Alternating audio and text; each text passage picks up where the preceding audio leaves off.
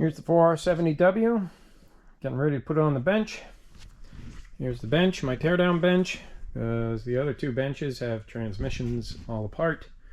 So I had to clear all the junk off of this, which isn't really junk, too good to throw away. But I found other places to put it. And so I'm going to take apart this 4R70 and see what we got, see what it's going to take. And I'll put that in time lapse here so it goes quick. And here we go.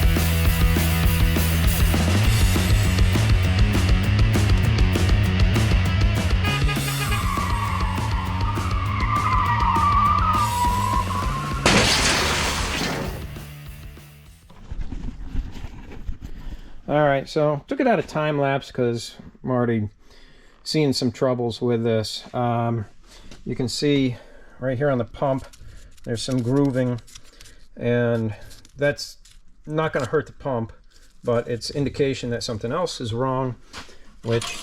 So these two pieces here are the return spring for the intermediate clutches, intermediate clutch piston rather, which is right here on the back of the pump.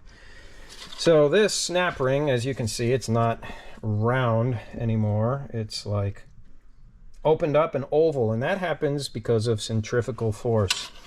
When the overdrive band starts slipping in one of these, the way the power flow runs through the transmission, if the overdrive band slips and allows that drum to spin free, the drum is really overdriven. So engine RPM times, I don't know, I think it's, I don't remember what the ratio is, but it spins that drum way faster than engine RPM. So if you hit the gas and rev it up to 5,000, that drum could be doing probably 8,000. And what happens is this doesn't have the backbone to contain the centrifugal force, and then what happens is it pops out of its groove and then sits and floats around in there free. Sometimes, you know, it'll just spin around and cause some of this marks there that you can see. Sometimes it gets crunched up and causes more damage than that. So we'll pull this out here. That is intermediate clutches right here, and they look okay. Those aren't a problem. That's the pressure plate to it.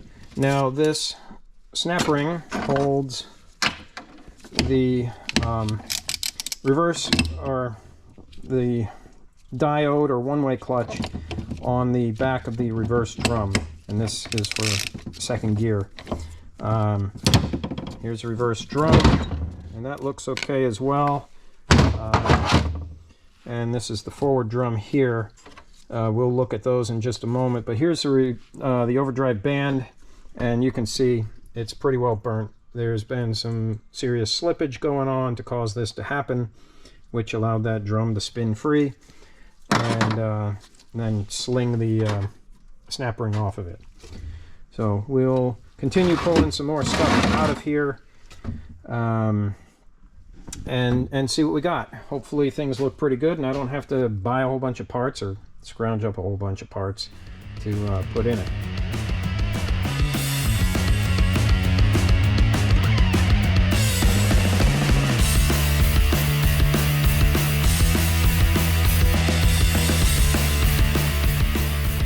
Now, as you can see, just like that, we have an empty case, and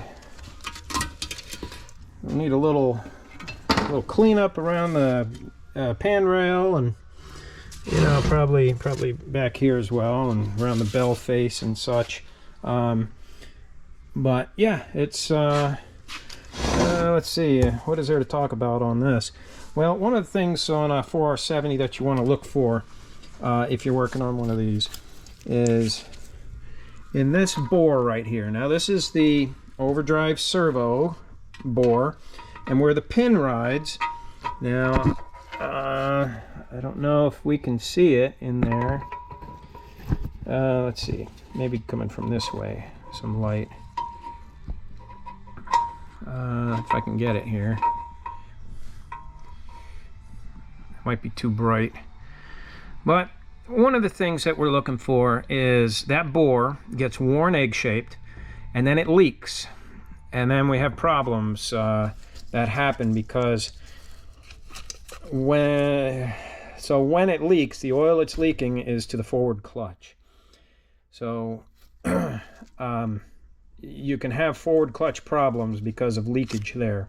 And one of the things you want to look for, which I don't think I can get it on camera, but normally if the bore is like perfect, then from the factory there is a spiral finish in there, and when that spiral finish gets worn away, then that means the bore is getting worn egg-shaped, and it needs to either have a bushing put in there, bronze bushing, which we can do that, or kind of the easier way is Sonax has a overdrive servo pin. Now here is the overdrive servo. Of course it goes in there, but the pin that they have has a little O-ring on it, and that will seal up leakage in that bore. Been using them for many years, works really good. It's a little bit less labor to do it that way than to ream this out, put the bronze bushing. However, I use the bronze bushing in a lot of other transmissions. I think that's a great method to repairing a worn servo bore. What else is there to talk about here with this? Oh, that's about it, I suppose. You know, yeah, nothing else. But all right, so we'll let this drain out a little bit and start taking apart the sub-assemblies, the individual components, and see what we got and what it's going to take. One thing I did notice is this this direct drum. See how it's all like brown around here on the outside? Well, that's because the clutches inside of it are cooked. See how this is all dry looking around here, where it's like caked on, because this got real hot. So we're going to take a look at that, and chances are we're going to replace all the steels in there because they're probably warped. I mean, you can't. Yeah. So I can push that down, and the clutches spring right back up because they're warped, and this is stuck on. Yeah. So that needs to have some parts go in it to get fixed. All right. Well, let's move on to the next thing. So here's the front of the bell housing, and let me try to bring it in for a close look. But you can see the corrosion that builds up here. You know, where it's held tight to the engine, there's not a whole lot because that stays sealed. But this can form a gap in between the bolt holes. And what happens is the moisture gets in there. Now, living in the Northeast, where they put down a ludicrous amount of salt on the roads here, and to me, road salt is the worst kind of pollution there is. That gets in here, and it causes corrosion, which rust on the back of the block, corrosion on the face of the trans, and of course that grows and causes what they call rust jacking or corrosion jacking. And in some cases it gets like transmission cases, but in many cases where that's happening, it gets so severe that it actually cracks the case. It'll crack out the top, it'll crack out around the sides. It just makes a mess, and you got to replace the case.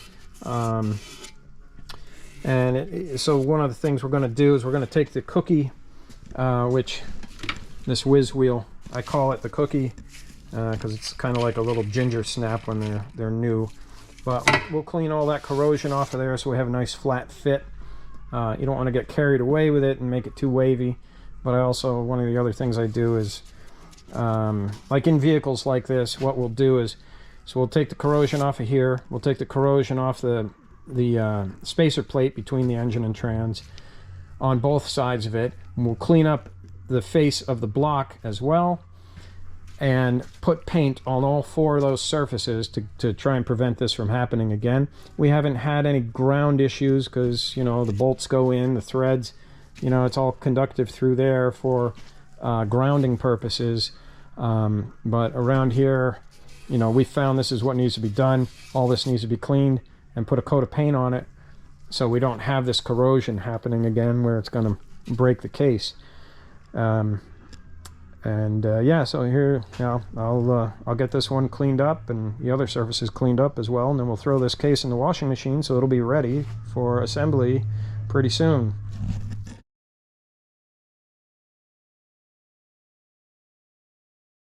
So as you can see now, it's nice and shiny, smooth, and you know, you can see how deep some of the pits are where that corrosion was happening.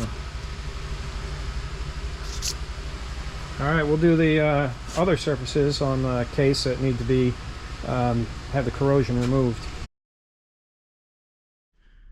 All right, now that all these are cleaned up, all these surfaces, pan rail, tail housing, gasket area. One of the things we used to see on AODs is in here where the output shaft comes through. There's 3 sealing rings, and what would happen is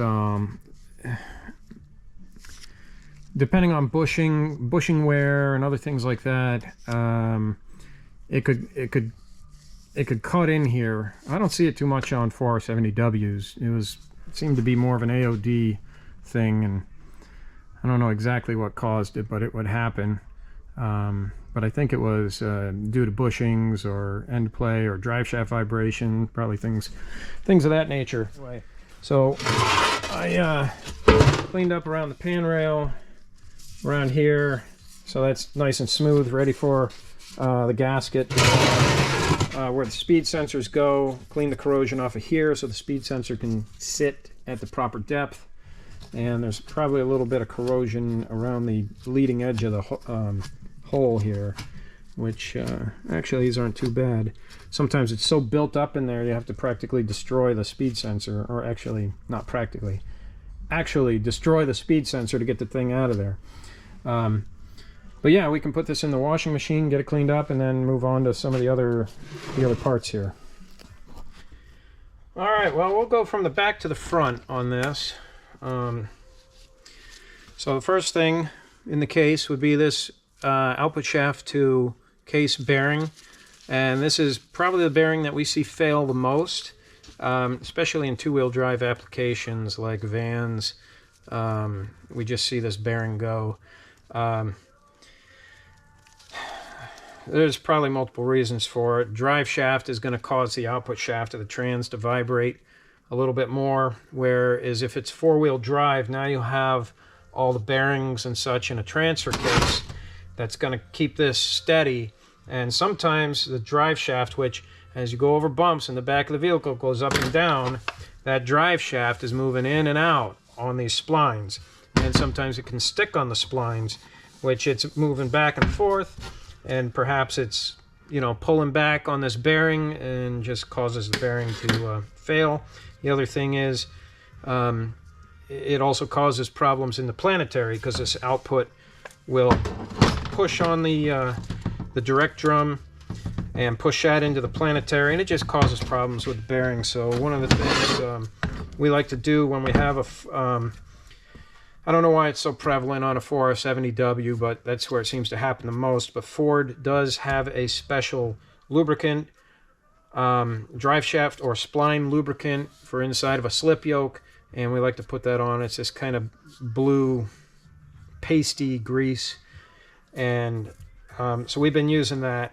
And sometimes we'll even cut off a little section of this, because we've heard reports, I haven't really seen it myself, but we've heard reports of the drive shaft actually bottoming out and pushing the output shaft forward. But I think some of it has to do with how the output shaft or how the slip yoke can slide on these splines. And I'll put that part number to the drive shaft lube down here somewhere. Yeah, so that bearing, that's one thing you want to not just go, wash, and then throw back in without paying attention to it. You want to put some pressure on it, make sure it feels nice and smooth, and this one does. So we're going to go back with that. I'll set that over here for now. So next thing we want to look at is the output shaft. Well, for what I'm going to do, this output shaft is too short. This is for a 4-wheel drive setup. It's got a shorter output shaft. We're going to go with 2-wheel drive, of course, for a '69 Cougar. And so I ordered an AODE output shaft, and with a speedometer drive gear on it, cast in, like the AOD output shaft.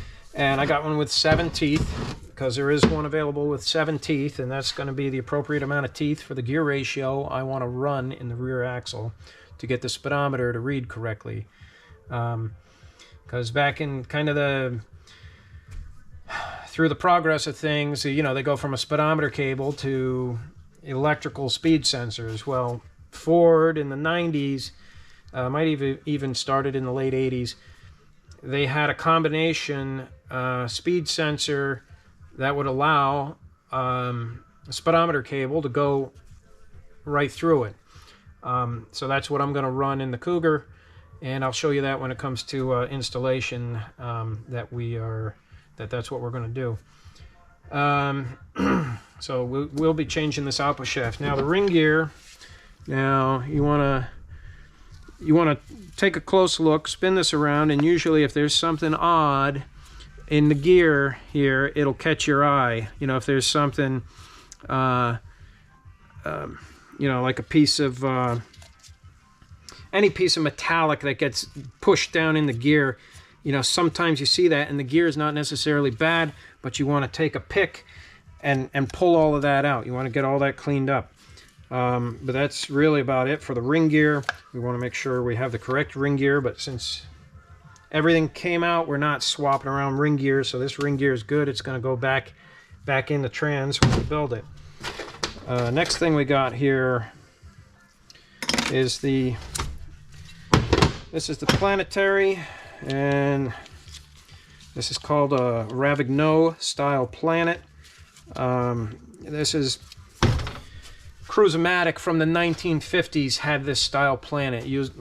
When you look, you know, the Cruise-O-Matic in the 50s and through the 60s, and then to the FMX, was all very similar design, and then AOD was based on that with some additional of the direct clutch going on, and reconfiguring of things to make it 4 speeds out of the 3-speed, but it is very close in design characteristics.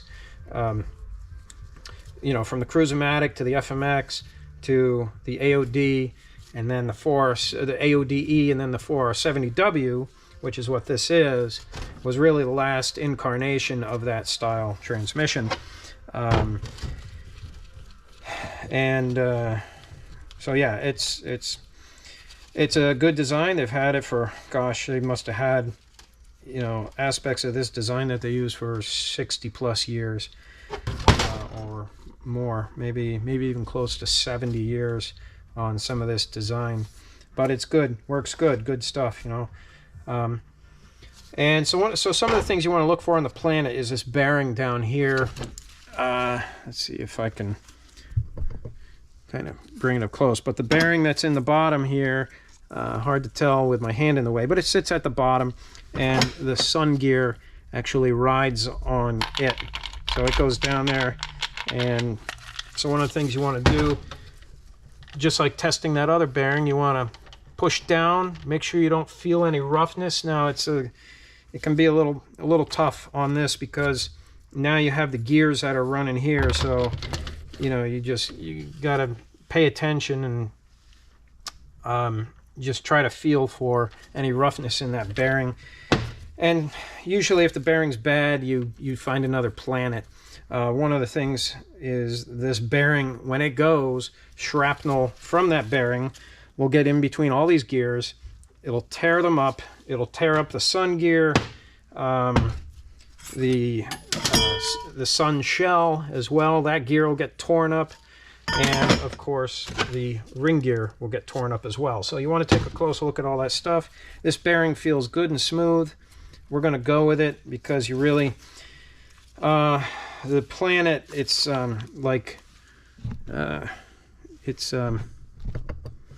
I could turn the video back on the camera to see where I'm holding this, but it's kind of peened over on those the pins that hold the Planetary gears in place. So yeah, if the bearing's bad, I've seen washers that are available to go in there to take the place of the bearing. They have these little cutouts to make it past the gear. I've seen those used. I don't, tell you the truth, I don't remember if I've ever used one myself. So one of the other things about the Planet is this rear bushing. That likes to wear, and the direct drum rides in that bushing as well as this bushing here. So we want to make sure those bushings are good, and almost always there's certain bushing, you know, the different transmissions you work on, there are certain common bushings. Other bushings don't seem to wear. They don't need to be replaced because you'll go through the effort of taking out the old one, you'll put in the new one, and you know what? It's got the exact same amount of rock to it and play, and you really didn't gain anything except waste some time and, you know, put components at risk when you start changing certain bushings, because you got to get in there and, you know, chisel it out and then put the new one in, and you got to pay attention to the correct depth. Like there's a bushing right in the back of the direct drum here. I never replace it. It, you know, it's, as long as it doesn't have an excessive amount of wobble, it's okay. So in those instances, you leave well enough alone. But this one I almost always replace. The sun gear bushing I almost always replace. I gotta say, this one feels really good. I'm almost on the fence of replacing it because, you know, it just feels pretty tight. But I think I'll probably replace this one anyway. They just it's kind of good to keep all this, everything in this area really on the best center line access that you can. Here's the sun gear to the Sunshell.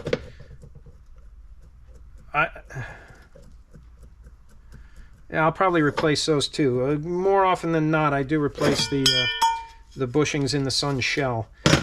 Let's see what comes next after the Planet. Well, actually, I skipped a part. The direct drum is between the output shaft and the Planet. So let's take the direct drum apart here.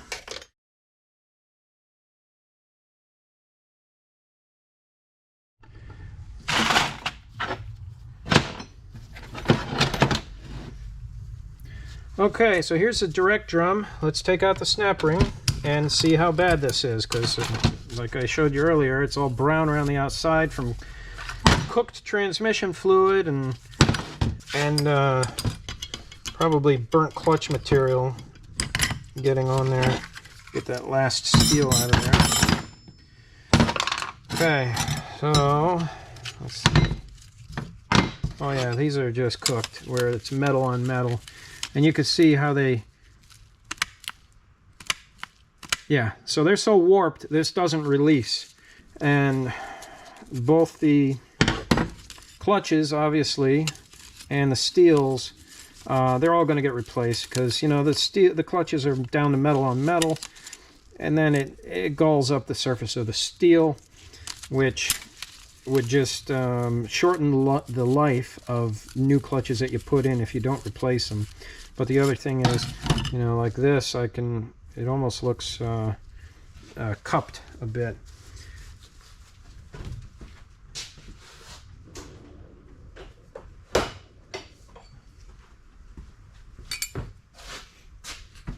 Yeah, this bottom one's not so bad. You take a straight edge and you put it on there, and a lot of times you can see light. You know, you can see it sits on the outside edges on one side and then the inside edges on the other. Usually, well, that's an indication that it is warped. This one has a little bit of warp to it. It needs to be replaced. I don't know if there's a good way to show it on here without holding it up. with the light behind it, but you kind of get the idea of how that works. So that's all junk. The pressure plate, now quite often the pressure plate, this has, let me look up here. Yeah, so this has some warp. So what happens is when it gets so hot and everything's pushing up from the bottom, it actually, it cups like that. So what we'll do, we'll put this on the surface grinder, and it's only going to take a few thousandths to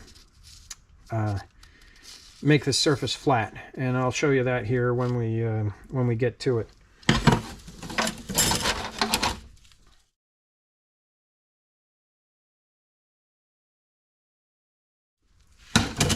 Another component that's it sits around the back of the Planetary gear. This is called the reverse band, and while this one I don't see any burn marks in it, and a lot of times people go back with these, I don't on the 4R70 because it is quite a common problem for this one part here where the pin pushes on it. You know, every time you hit reverse, this thing, it squeezes like that with a lot of pressure on it from the reverse servo.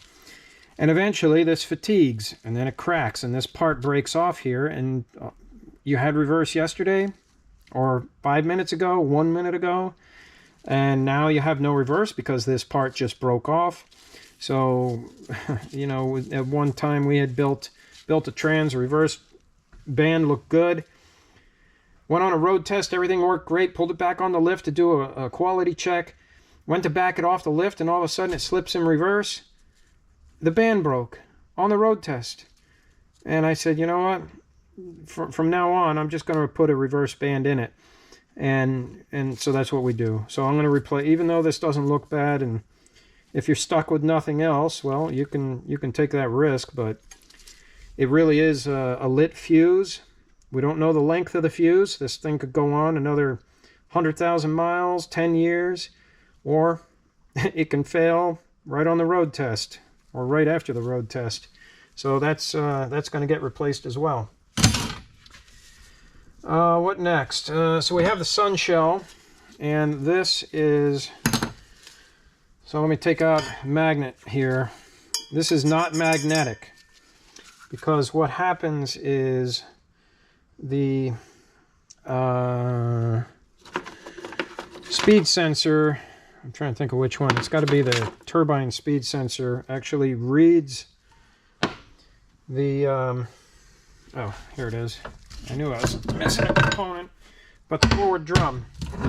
So the forward drum sits inside of here, and being this is not magnetic, the turbine speed sensor picks up the splines of the forward drum right through the non-magnetic Sunshell. So if you ever have to replace parts in a 4R70w and you find that, you know, you throw in earlier Sunshell from a unit that did not have a turbine speed sensor, and now you got these gear ratio errors and other codes coming up, and you don't know why.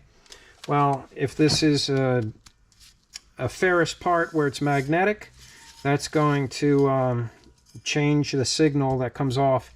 So one of the things you'd want to look at is your on scanner data would be turbine speed sensor RPM, and then of course that can be traced back to, well, shoot, we put in the wrong Sunshell. So anyway, one of the things you want to look for on here is being this engages the reverse drum. This one actually still has a good fit if I can line it up, but so that sits in there like that, and on some of them what'll happen is it'll dig out where those lugs engage here. You know, I kind of wonder, I mean, you could see a little bit of marks here. I'm not going to worry about that. That's good enough to go back with. It'll be fine. Doesn't need to be replaced. You know, it's kind of an expensive part through Ford anymore. I don't know why they get so much money for it, but they ask a lot of money, and the weird thing is they charge a core for this. you know, what are they going to do to rebuild it? I don't know. But either way, last time I bought one through Ford, they got pretty pricey, and they charged a core. So anyway, so this one's good enough to go back. I'm going to go back. It's not a problem. So of course you want to pay attention to the bushings in here, like I showed you a little while ago, how that sun gear fits, and it had a little bit of wobble. So we're going to replace those bushings so they're fresh. And you could see a little bit of scoring in the bushings from where metallic was circulating or suspended in the oil and circulating through here, and then it just scratches it up. So we're going to replace those bushings. Let's see what else. You want to just pay attention to the gear teeth, make sure there's no chipped teeth or anything like that, which we looked at that a little bit earlier while we were looking at the Planet and the ring gear, and that looks good. So let's see, what do we have next? Next we have the forward drum.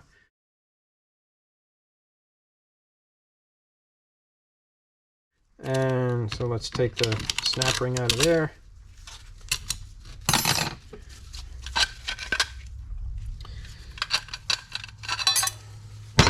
So you have these, let's see, five clutches and steels, pressure plate, and a wavy. And these look good. I mean, I wouldn't say that the clutches look good, but overall for the mileage, this is not a destroyed pack here. But you can see where, you know, one thing leads to another, and these clutches got burnt. But the steels, while they have some burn marks in them, they're certainly usable without any complaints or questions on confidence of, are they going to work? Are they going to cause a problem? Are they going to reduce longevity? They look like they'll work fine. So we get rid of the clutches because we're going to put new clutches in. And that's another thing to pay attention to on the forward drum, is these clutches, because on the AOD and 4R70w AODE, this forward clutch pack releases when you go into fourth gear. And so these clutches are spinning very fast, or the differential in RPM between these clutches and these steels is quite a bit. And so these are spinning in there free. So this pack runs a little on the loose side, because when you go into fourth, you want these to release and have sufficient clearance between them so it doesn't drag. And because when things drag, then they start to build up heat, and they start to warp, and they drag worse, and then you have a failure. So that's why clearances are important. Another thing to look for on 4R70w forward drum is the drum itself likes to crack. This, I would say, because those clutches are in the condition they're in, they're not terrible. When the drum cracks, the clutches usually get terrible. So this drum looks good, and we're going to go back with it. Let's see, what's after that is the reverse drum.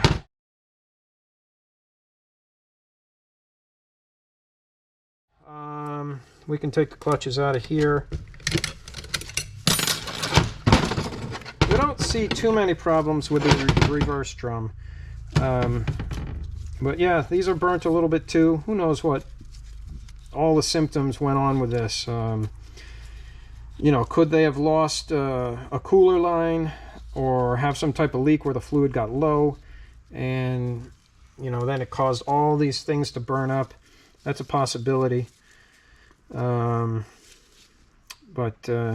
who knows what symptom this exhibited before they swapped in a different trans. So we'll get rid of the clutches out of this. The steels, well, it has a little bit of bluing from the slippage. It's going to be okay, you know, just for the heck of it. I'll take the worst one here and take a look and see if there's light coming through. And no, these are perfectly flat, so we're going to go right back with these steels. No reason to replace them. It's very few and far between that I ever buy a master kit. Normally I'll buy a banner kit, which is your overhaul kit that comes with your clutches, and a master kit will be clutches and all the steels, and we don't need all the steels. It's kind of a waste of money. That's kind of like when you got to put tires on your car to replace the rims every time you replace the tires, and you know, obviously you don't do that unless if they're bad, and well, these aren't bad, so we are gonna go back with them. Another thing about the reverse drum, we see the Belleville spring. That's what that's called. It's not a beveled spring. It is a Belleville, like the town, Belleville. So that, we've seen those crack, break, have problems like that, so you want to pay attention to that. Another thing, you know, we've seen the drum crack as well. A lot of times we'll do an air check as things are coming apart. You know, well, yeah, let me move the pump over here since the piston's still in there. Now, one of the things is you don't want to,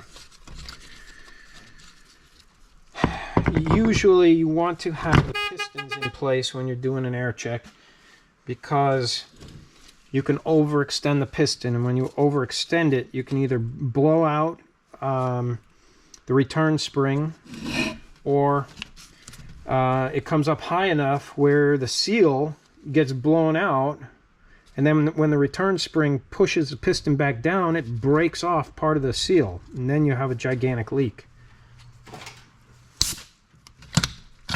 Oops, that's the intermediate. That's that piston here. Let's see.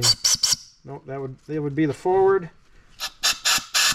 That is either converter or lube or something, but okay. So you can see that it comes up a little bit, and we don't want to go too far. And now this is only a low amount of pressure. Well, this is regulated down to 30. Looking at the gauge here, it looks like 32 psi on this for this blowgun, and I'm barely turning it on. So this has really good application. And now you'll hear, so I'll put some in there and it leaks out because sealing rings, they never air check perfect, and we'll look at that more once we start the assembly. But now here's another thing, like, so there's almost no rock at all in this, and this bushing, you might see a few scratches around it. But because there's no rock in it at all, the tolerances of the bushing are good.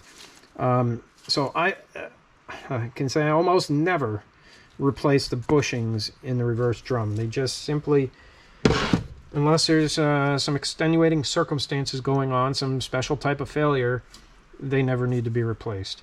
You know, it would just be kind of a waste of time. And then you'll find that when you replace things that don't need to be replaced, you invite risk into the build, and you're more likely to have a failure on a part you replaced than a part that's experienced and working fine. That part knows what to do. It's already got a proven track record. So efficiently rebuilding a transmission, and you have a knowledge base of it, there's certain things that you do, that you're going to do. You don't just go in and do every single bushing and every single sealing ring. And on some transmissions, there's certain sealing rings I don't touch because they're never a problem. And when you try to do it, now it's not sized properly, and you try to put it together, and then you cut the ring during assembly, and you're more likely to have a failure doing that than leaving well enough alone because it wasn't a problem to begin with. The part was doing its job, and it's going to continue to do its job. All right, so now what are we up to? We're up to the pump. Okay, so this is, we've got, this is the part of the return spring for returning the intermediate piston. So here we can pop that out of its bore. These, a lot of times these come in the kit and I'll replace them, but as you can see how quietly, there was no leakage around it whatsoever. I don't see this bonded piston failing. It hasn't caused, it's just one of those parts that doesn't cause trouble. If you have a new one that comes in the kit, yeah, go ahead and put it in, but if you don't have one and it air checks well, then you know what? It's going to be okay. All right, let's take apart this pump, see what those gears look like. This is the thrust washer. I think they call it the #1 thrust washer. And this one, it's available in different thicknesses. And it adjusts the end play in the transmission. So once we go back together and we get everything stacked up in the trans except the pump, we'll leave things off like the pump O-ring. We'll of course have the gasket in place because that accounts for some type of thickness there that, you know, has a correlation to the thickness of the pump washer. And well, let me not put the cart ahead of the horse. So let's take apart this. Oh, God, there's a leaky fitting here. Gonna have to replace that one, but.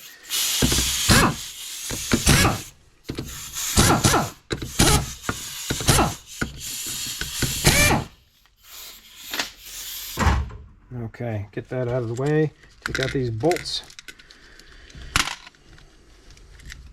Throw them down with the rest. And we'll take out the stator and take a look at that. Now, one of the things you want to look at, you want to see if there's a lot of metallic going through the pump. You're going to see it. You're going to see it where the pump gears ride. It's going to get in between there and gall it up. And in that case, what we would do is we would take this, put it in the lathe, and put a surface right across this. And I mean, this looks actually really good. Again, you know, you can overdo things and invite problems. So that looks good. We're going to leave well enough alone. Get the inner pump gear out of here. You know, you want to look for scoring here. There's a little bit of roughness. I don't know. It's not really quite enough. You know, this is going in my own car, so I can pick and choose what I want to do. If I want to take the risk, but really with what we're going to do with the car, I don't want to take much risk. Now you can see it a little bit on here. I can feel it with my thumb, but that feels rough. It should be, you know, smooth like this here, like this side. We're going to replace these pump gears. There's a little bit of roughness on the lobes here, and you know, that could promote a little bit of leakage in between, so the pump is not going to be doing the volume it quite should be. Is it going to be down a lot? No, it's going to be down by not very much, but we want to have it smooth out here. And I don't know. Am I going to replace the gears? I don't know. I might just smooth them up and go back with them because they're really not bad. You know, these there's a few scratches here from where debris circulated through the pump, and I think we can clean that up, you know, just with some or I might even put it in the lathe to let it run and just hold some 1500 grit on there to polish it up a bit. Honestly, I think these will be fine to go back with. And of course, you want to look at the corresponding areas on the pump in here. You know, is there deep grooving? You could see,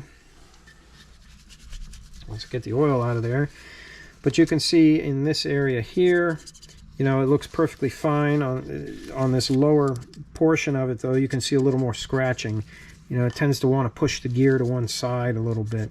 And having a smooth gear is going to help keep it off of this, basically this pocket, the pump pocket. Because when a gear is scratched up or the surface is scratched up, now that gives a channel for the oil to flow into and allow more metal to metal contact instead of having a smooth surface with an oil film on it. That's going to keep the two metal components apart from each other. But that's okay. I got no problems with that. It feels good. We're going to clean up the gears. They're going to go back in here, and it'll work fine. Pump bushing, that's another one I almost always replace. You know, this one doesn't look too bad. It's got a little bit of galling and scratching in it. But yeah, I mean, this one I could, I don't know. I'm undecided. I'm going to replace it. I do it on almost every one. It's just one of those things that we do as far as bushings, and of course a pump seal. You know, I'll show you more of that on the assembly. But that's about it for the pump and those components there. Other than this, you know, you want to look, and this is a stub shaft that comes off the back of the forward drum. It drives a direct drum, and you want to just make sure this is not twisted, not broken. Don't see problems with these. But you know, in a higher horsepower application, these are prone to twist or break or snap. I do have a stub shaft on the way. I decided, well, you know, for what I'm going to do for performance parts, that's available. It wasn't too much money, and so I'm just going to put a stub shaft, high performance heavy duty stub shaft in it. And so this one, it could go on the shelf or in the scrap. I probably have who knows how many hanging around already. Servos, another thing to talk about. You want to make sure they're soft. You know, this still has a 1980 part number because this came out with the AOD. You know, you want to make sure these are soft. On some of them, you know, where they heat cycle, warm up, cool down, warm up, cool down, the rubber eventually gets brittle. And this is not quite as soft as one that comes out of the package new. So we're going to replace that. And one of the things you want to pay attention to when replacing it is how many grooves there are, how many ID grooves. You have a 1 groove, a 2 groove, and a 3 groove. This one's a 3 groove, so we're going to replace it with a 3 groove because Ford already went through the effort of when they were initially assembling the trans to find out whether it needed a what length. The grooves correspond with the length of the piston pin here, and so Ford already figured that out. We're going to go back with the same thing because that's you know, they got it right with whatever special tools they were using to figure it out. And the cover, that's another thing that you know, this one would be soft enough to go back with, but you know, it's cheap, so we're going to replace it. Most of this bonded stuff we're going to replace. These 2-3 accumulator pistons, that's we've seen the lips tear, but usually when we see the lip tear, it's on an aftermarket servo, and it was out for maybe 6 months, and then all of a sudden they start losing third gear, and it's because the lip tore off the thing. This is the 1-2 accumulator. You know, we're gonna replace that as well. Same thing, bonded rubber. You know, you want to feel it, make sure it's not getting too hard or collapsed. You know, these can collapse. These don't look too bad. The overdrive servo piston, which is what this is, that'll get replaced as well. The snap ring for the overdrive piston, very common for these to break. This one's not broken. We're not going to go back with it because every time the overdrive piston applies, it leaves that thing and then it comes back and pushes on it. So this thing is constantly flexing up and down as that piston is turning on and then being forced back off and pushes against that ring, and it breaks that ring. So we put a new one of these in every single time that we do a rebuild on a 4R70. This is the 1-2 accumulator servo, or 1-2 accumulator cover, and you know, this feels kind of soft. It would be probably fine to go back with, but I think it actually comes in the overhaul kit. So if it does, we'll replace it. What else is there to look for? I mean, we almost always replace the EPC solenoid. You know, they're kind of a thing that can cause you trouble, and they do wear. You know, they're always buzzing and varying, and you know, they're always working through the entire life of the transmission, so it's just one of those parts you replace. The bulkhead connector, you want to make sure there's not fluid leaking through the pins. If there is, then we replace it. This one looks okay. We're going to go back with it. Let's see, what else do we got here? We got valve body stuff, but that's almost another video in itself. The direct drum, we talked about that, but I'm just kind of, as I pick it up, I'm looking at it. So we'll use this, we'll clean it up. It's got a lot of burnt clutch material that's down here in the between the ribs of the splines, and that's all got to get scraped out of there and cleaned up, and it takes a little while, but you got to do it. Otherwise you're just introducing grit right back into the transmission. At least one of the things here to talk about with the valve body is right here.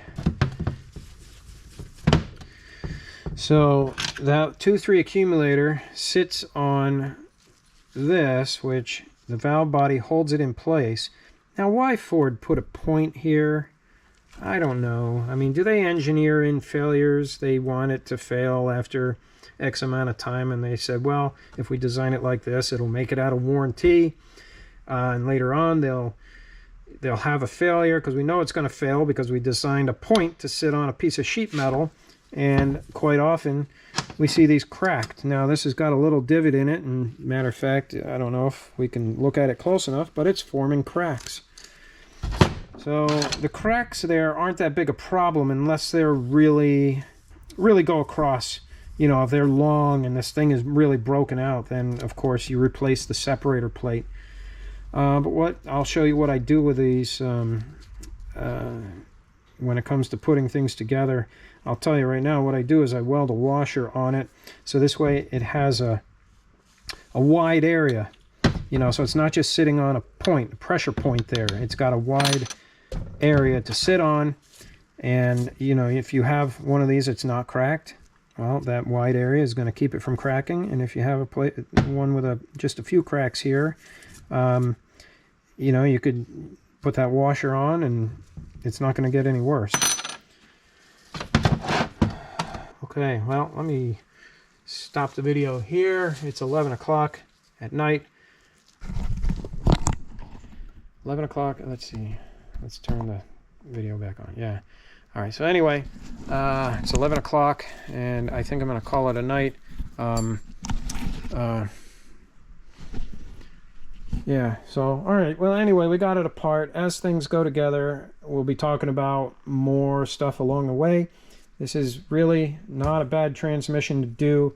There are certain things that you don't want to overlook because they are lit fuses, and if they don't get you in trouble right away, they'll get you in trouble within a certain amount of time. And if I knew what time that was, I would be doing something other than transmissions. But we want to do the best thing we can without doing unnecessary things to do. You know, I mean, when I do these for customers, I want to pay attention to what I do. I don't want to sell them something they don't need.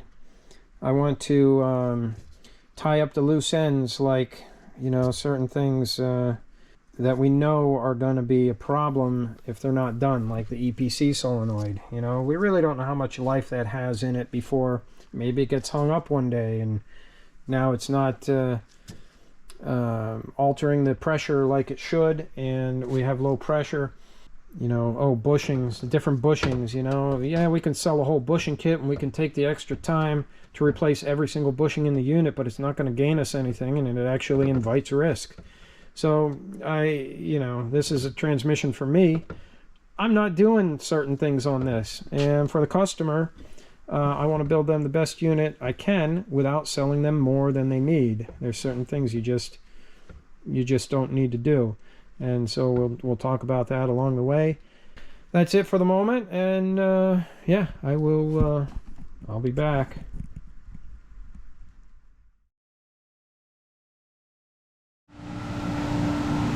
Well, I forgot I was heating up the washing machine. Yeah, it's nice and hot. So I turned that on. So I'm going to be here for just a little bit longer. And you know what? While we're here waiting for that washing machine to finish, we'll take apart the valve body here. It won't take that long. Oops.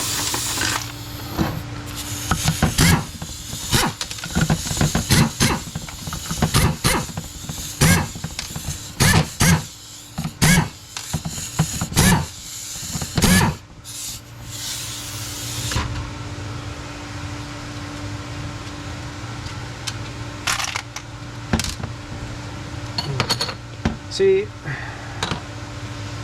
the AOD, and I tend to think the earlier 4R70Ws, yeah, the earlier AODE 4R70Ws had another plate right here, and this braking was never a problem. Alright, so we got this, this is what they call the separator plate. It's got gaskets on both sides. You want to pay attention to the gasket if you just go and rip it off. There are early and late gaskets, so I leave this stuff together until I can sometimes determine which is the part I actually want to, or which gasket I actually need to use. So we have check balls over here, here, here, here, here, here, and oh, and one there, and a couple other pieces in here. But you know, you want to, if you got a smartphone or camera or whatever, take a picture of this, you know, as you get it apart. This way you can see where the check balls were on some transmissions, like especially Toyotas. Man, they have a whole bunch of check ball pockets, but they're not all full. And if you leave one or you put it in the wrong pocket, and you're gonna have shift complaints on it. So, you know, you want to pay attention to where this stuff goes, where it comes from. Like, yeah, I just, you know, without thinking about it, this little filter here, that goes in right down here, right next to that valve, which is the GM calls it an actuator feed limit valve. And it's a solenoid regulator valve for Ford. You know, we've seen these valves stick, causes some obscure shift complaints, you know, erratic shifting, dropping out of gear. You know, you're just cruising along and all of a sudden it goes into first gear, but because you're at 35, 40 plus miles an hour, it feels like it goes into neutral, but it really goes into first, and it's overrunning a sprag. So that, you know, it's, well, you know, there's so many different, you know, one valve does something silly and it causes all these different symptoms. You know, we could talk for probably days on the different symptoms on how each one of these valves might, you know, if it sticks in a way or it hangs up in a way, and how other things fail in a way. You know, we could talk for days on all the different symptoms it creates. So anyway, there's a lot of things to pay attention to here. It is, you know, it's the valve body, all these valves. You want to look for broken springs, you want to look for stuck valves. So a lot of these valves, we don't take them out. You know, you'll just kind of move them and make sure that they're moving. Some valves, like the solenoid regulator valve, we have a special bore sizing tool that'll go in here. Because a lot of times we find this valve is like sticky, hard to move in the bore, and that's when you get those erratic shift complaints happening. We put the bore sizing tool in there, it cleans out, straightens out the bore, gets it sized properly, it goes in and out a few times, and then you go back with the original valve, and all is well. One of the other things we see fail, let me dump this out here. Try and get some of the oil out of it. Now the other thing is, if you don't take a picture, you want to at least have good reference information on this. With the internet, you can find the check ball arrangement easy enough. You can, you know, see where this, not really a valve, but it's kind of like a, you know, I never even looked at what the function of this is. You just put it back. But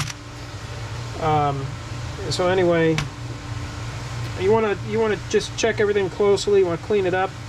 A lot of people take every valve out of the valve body, and on some valve bodies you really need to do that. On 4R70s, we've been pretty lucky. You know, if you can hose them out real well, you really don't have to take every valve out. In a way, it's good practice, but you know, it's not a problem.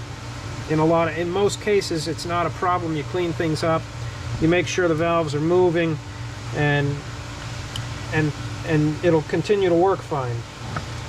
You know, but certain valves we know are a problem, This is the pressure regulator valve over in here, and we find that there's usually galling or scoring along the bore in some of these channel walls.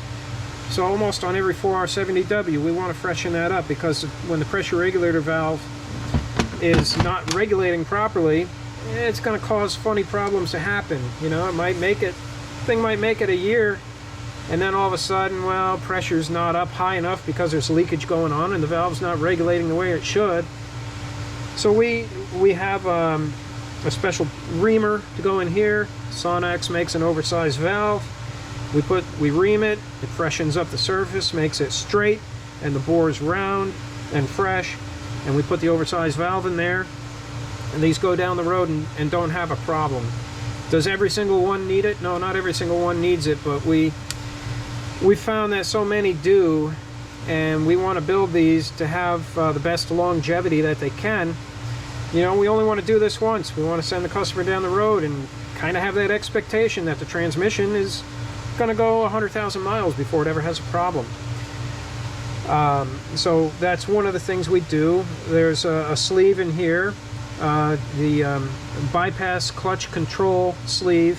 So we want to take that sleeve out, take the little valve out of it, and when it's got wear down one side of the sleeve, but not the but the rest of it looks fine, well, that's wearing egg-shaped, and so we'll put that sleeve in there as well. Same with the overdrive servo boost sleeve over here.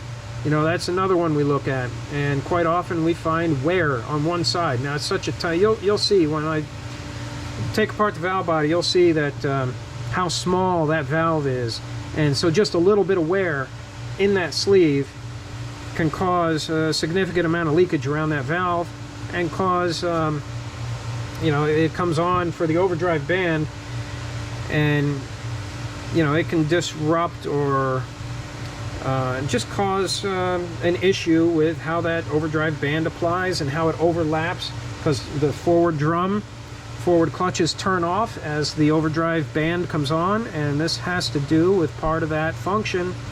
So we want to make sure that is working properly, so we have a good quality shift. And I'm going to say, oh, all right, so a little bit more here.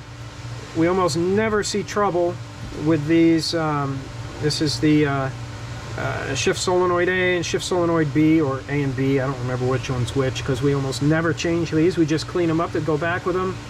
I do have a little solenoid test machine that I'll hook it up, I'll test it, I'll show you what it does off and on. I think I've replaced this one time, and that's only because the unit had so much metallic in it. I'm surprised the thing even drove at all. I mean, it was just a, you know, like this here, this magnet. It had like probably quadruple or more of that amount of metallic, and that was a time, just because, you know, that metallic circulating through everything, I didn't want to take a risk, didn't want to take a chance and risk having the one of these solenoids hang up, you know, right after I give the vehicle back to the customer after charging them a fair price. So in that, it was basically an ounce of prevention is worth a pound of cure. So in that case, we changed it. But this one, you know, we're going to do it on the solenoid, test it on the solenoid test machine, and then we're going to clean it up and go back with it. And this is a torque converter clutch solenoid. Sometimes we replace that just out of good measure. It is a variable solenoid, pulse width modulated solenoid, and you know, they can wear internally and hang up here or there. So we'll replace that along with the EPC solenoid. But the battery on the camera is about to die, and I can feel my throat after all this talking starting to get a little bit sore here. But we talked about a lot, and we're going to talk about more as the things are getting cleaned up, sub-assemblies are getting built, and things are getting put together. Sounds good, and I will see you soon.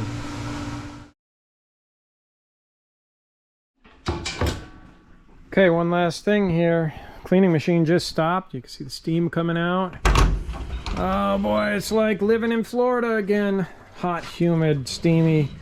Woo! Anyway, so the case is cleaned up as good as it's going to clean up. You know, when they start getting corrosion on them, you know, it's clean, but you're never going to get the corrosion off. You know, these older cars that leaked out of the back of the intake manifold and you had oil coating this, boy, do those cases look beautiful when they get cleaned up. But this, you know, it stayed dry, so the moisture got on it and corrosion happened. So that's one of the reasons we paint these as you know, before they go back in the car, because, you know, you charge somebody several $1,000s to rebuild a transmission and they get underneath the car and they look and they see, you know, this kind of dirty, it's not dirty, but it doesn't look pretty, you know, it's got all these spots and corrosion on it, and they see that, I don't know, just, you know, yeah, it works fine, but it's not that pretty, it doesn't look that good, you know, what did you actually do to it? But I guess it's like a mental thing, you know, we're going to spray a coat of aluminum paint on here, it's really going to brighten it up, transmission's going to work just the same.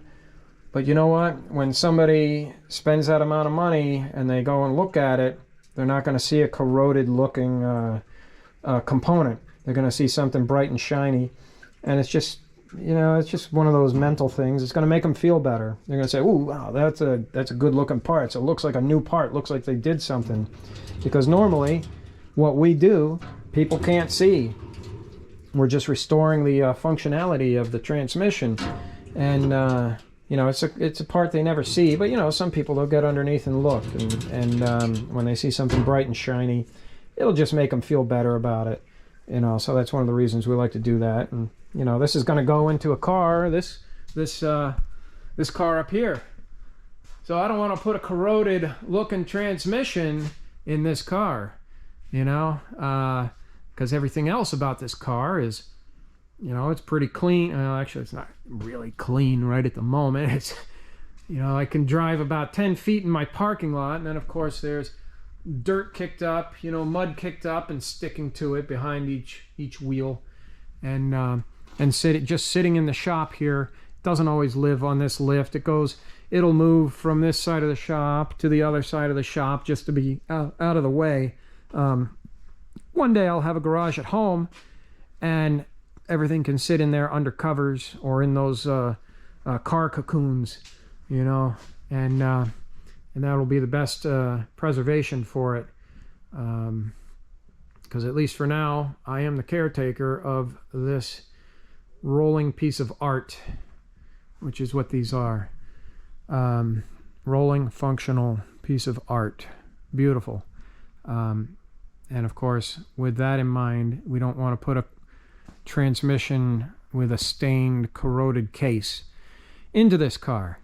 So we're going to brighten that up with some paint.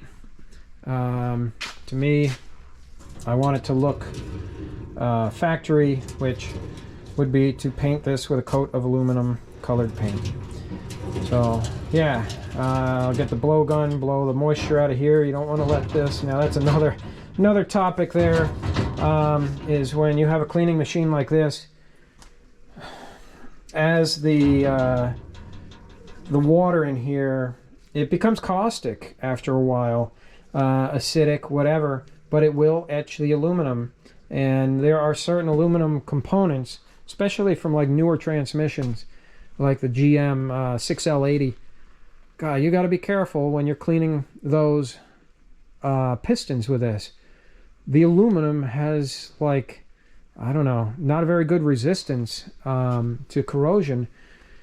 And not that it really needs to, because it lives in a oil bath environment. But boy, when you wash them in this Aquanus type of washing machine, those aluminum parts will get etched. And when they get etched, now you have rubber seals that are riding on those etched areas. And what's that do? The etched surface, it just sands away at the rubber until, you know what, until it's not sealing very good. And we've seen that on a couple occasions. Transmission was rebuilt somewhere else 6 months later. It comes in here, it won't pass an air test. You know, it's doing funny things. We drop the valve body, do an air check to it, and it and air is blowing right by the piston. Well, we take it apart and find out, geez, those drum or the bore where the piston goes in is etched, because, you know, sometimes people, you know, we don't change this quite as often as we should. We change it quite a bit, but you know, it could probably really get changed, I don't know, 1.5 times more often than we do. But there have been times where we've let it go and it gets ugly, and it's going to cause more problems. So so anyway, what I'm talking about here, so you have a rubber seal that rides on this smooth aluminum, and when it gets etched, it's no longer smooth, tears up the rubber, and then, you know, and then you're back to square one fighting problems. And now this is a problem that got built in. So you want to get this fluid out of here. You don't want to let it sit any longer than it has to. And of course, I'm jibber jabber talking away here while I should be cleaning this off, so I'm going to clean this off.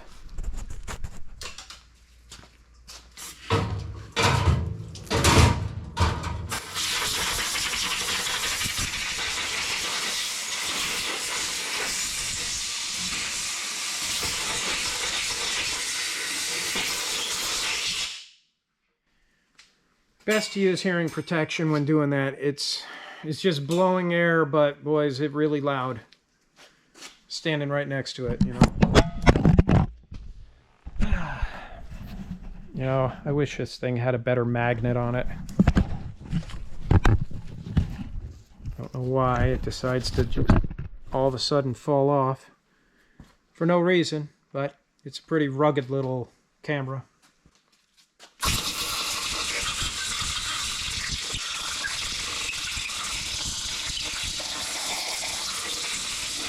You want to get every single little bolt hole here, because the threaded holes like that really harbor a lot of water. And if you leave it in there and you build the transmission, it comes out, you build it quickly, now you have water inside your freshly built transmission. So you want to do your best to get all of this water out of there. You don't want it in there at all.